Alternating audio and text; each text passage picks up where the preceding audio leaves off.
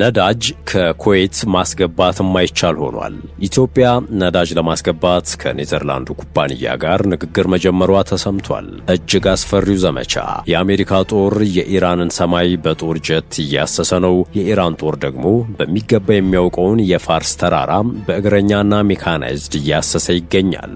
የጠፋው አብራሪ በየትኛው ኃይል እጅ ይወድቅ ይሆን? ዝርዝሩን እንመለከተዋለን። አክብሮታዊ ሰላምታችን በያላችሁበት ይድረስ። የዕለቱ የመረጃ ቅኝታችን በእነዚህ ጉዳዮች ዙሪያ የሚያጠነጥን ይሆናል። እንደተለመደው እየሰማችሁን አብራችሁን ቆዩ።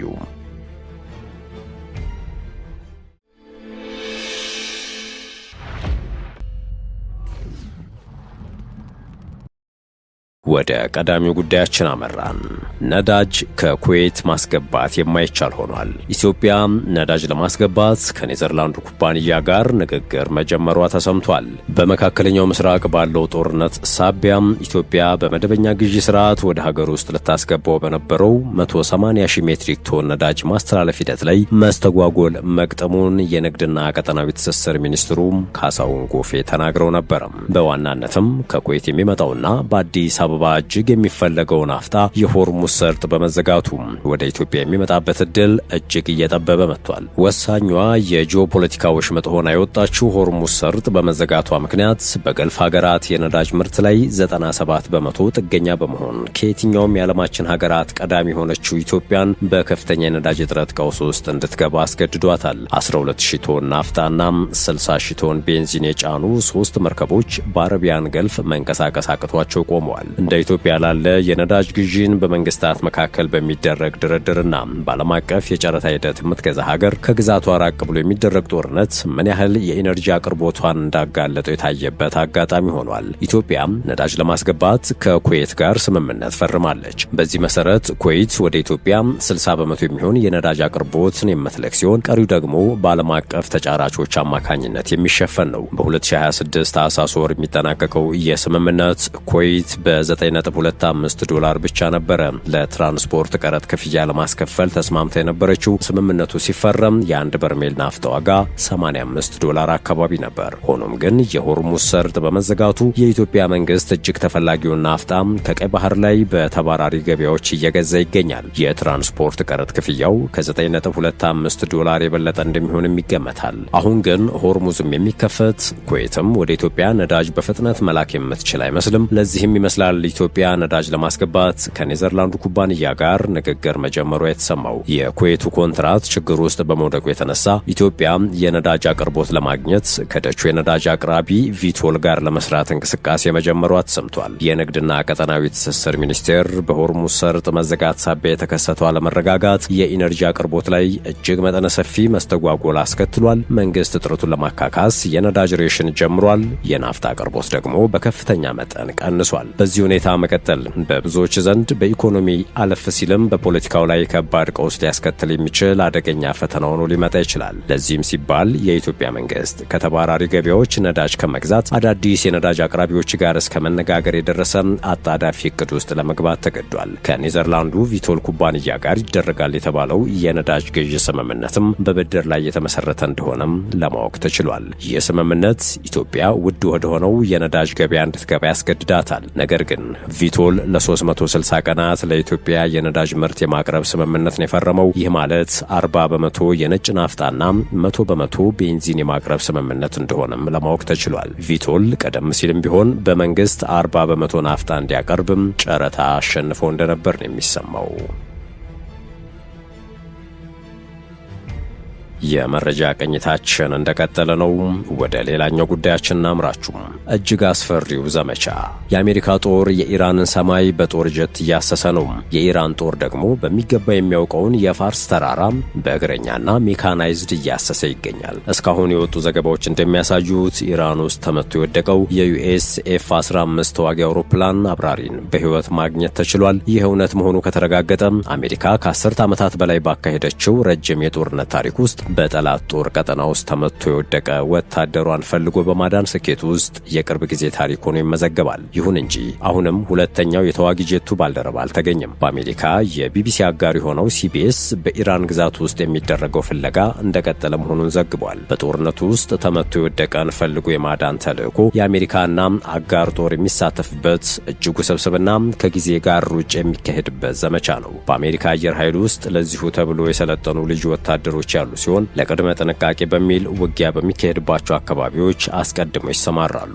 ታዲያ በውጊያ ወቅት ፈልጎ ማዳን ሲባል ይህ ተልዕኮ በውጊያ ወቅት ተመቶ የወደቀን አብራሪን ወይንም በጠላት ጦር ተቆርጦ የቀረን ሰራዊት የመፈለግ ድጋፍ የመስጠትና የማትረፍ ዘመቻ ነው። ይህ ከተለመደው በሰብአዊ ቀውስ ውስጥ ወይም በአደጋ ውስጥ ያሉ ሰዎችን ፈልጎ የማግኘት ጥረት በተቃራኒው ጦርነት በሚካሄድባቸውና በአወዛጋቢ ስፍራዎች የሚካሄድ ዘመቻ ነው። አንዳንድ ጊዜ አርብ ዕለት በኢራን ግዛት እንደሆነ ሁሉ ፍለጋውና በህይወት የማግኘቱ ስራ የሚሰራው በጠላት ግዛት ውስጥ ዘልቆ በመግባት ይሆናል። የፍለጋና በህይወት የማትረፍ ዘመቻው የሚካሄደው በሄሊኮፕተር ሲሆን አብሮም በበረራ ላይ ነዳጅ መሙላት የሚያስችል አውሮፕላን እንዲሁም በመንገድ ላይ ከጠላት ጥቃት ቢገጥም ጥቃት የሚፈጽምና አካባቢውን የሚቃኝ አውሮፕላን ድጋፍ ለመስጠት ይከተላሉ።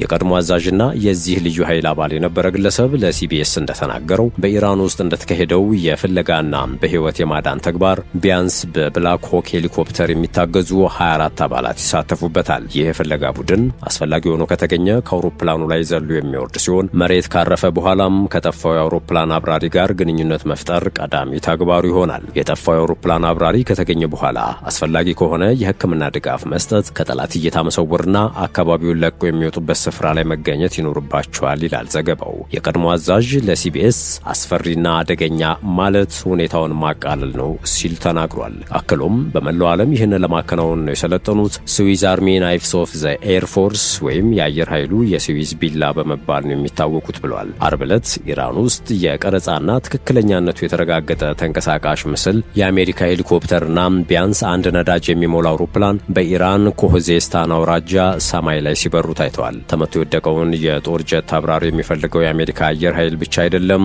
የኢራን ጦርም ግለሰቡን በቁጥጥር ስር ለመዋል ያለበትን ማሰስና ማግኘት ይፈልጋል። ዘመቻው ጠላት ወደ ስፍራው አብራሪውን ለመፈለግና ለማግኘት የሚንቀሳቀስ በመሆኑ ከጊዜ ጋር ግብ የሚገጠምበት ነው። የቀድሞ የአሜሪካ ባህር ኃይል ልዩ ዘመቻ ስፔሻሊስት ጆናታን ሃኬት ለቢቢሲ ወርልድ ቱናይት ፕሮግራም እንደተናገረው የፍለጋ ቡድኑ ቅድሚያ የሚሰጠው ነገር በህይወት መኖሩን ማረጋገጥ ነው። ግለሰቡ ለመጨረሻ ጊዜ ነበር ከሚባልበት ስፍራ በመነሳት ፍለጋቸውን ያከናውናሉ። ይህ ግን ግለሰቡ በተለያየ ሁኔታ ውስጥ ሆኖ በአስቸጋሪ መልክዓ ምድር ውስጥ በምን ያህል ፍጥነት መንቀሳቀስ ይችላል የሚለው ላይ ይወሰናል ሲሉም ሃኬት ተናግሯል። ሃኬት አክሎም እንዲህ አይነቱ በህይወት የማዳን ተግባር ምናልባት በአካባቢው ያሉ ኃይሎችን የመጠባበቂያ እቅድ ለማዘጋጀት በሚል በህይወት የማዳን ተግባሩ ላይ ድጋፍ እንዲያደርጉም ግንኙነት የሚፈጠርበት መደበኛ ያልሆነ በድጋፍ የሚደረግ የማዳን ዘመቻ ሊሆን ይችላል። በአሜሪካ ታሪክ በጦር ኃይል አብራሪዎች ይህን መሰል አደጋ ሲገጥማቸው ለመጀመሪያ ጊዜ አይደለም።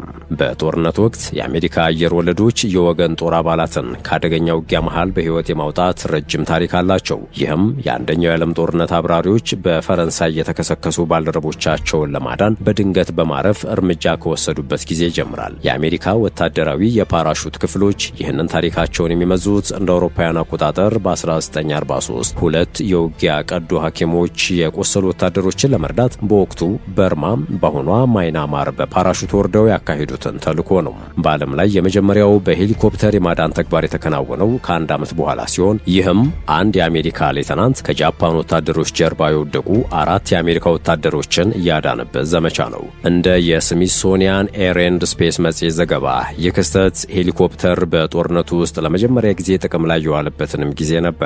በአሜሪካ ከዚህ ውጊያ በኋላ መደበኛ የፍለጋና የማዳን ተልዕኮን የሚወጣ ቡድን ለመጀመሪያ ጊዜ ተቋቁሟል። ነገር ግን ዘመናዊ የፍለጋና የማዳን ዘመቻ የተጀመረው በቪየትናም ጦርነት ወቅት ነበረ።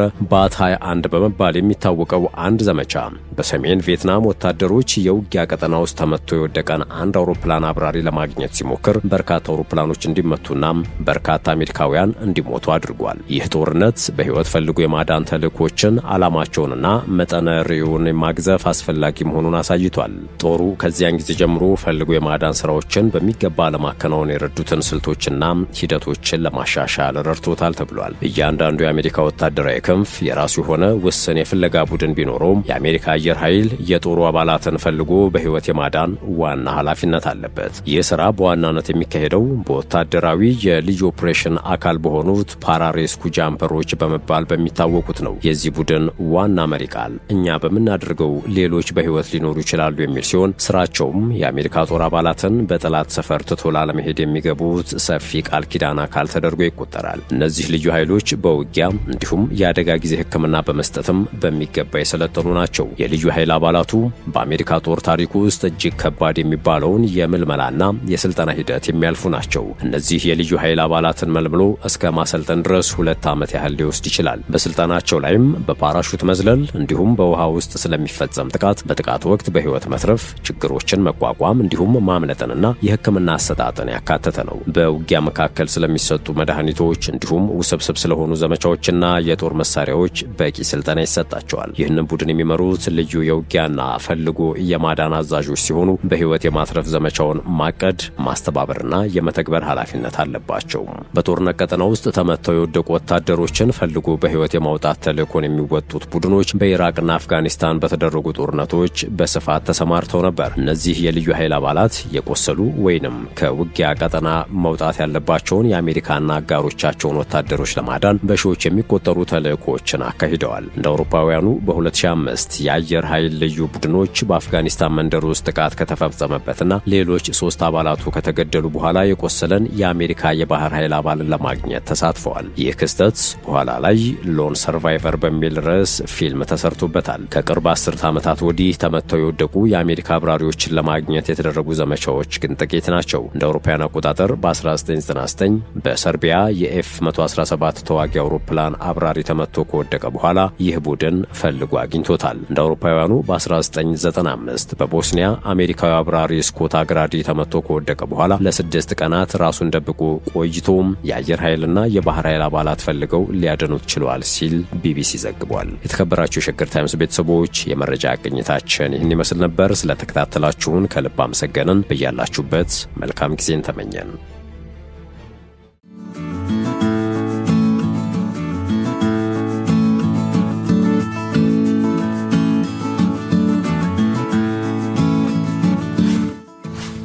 ሸገር ታይምስ ሚዲያን ሰብስክራይብ በማድረግና ደወሉን በመጫን ይከተሉን።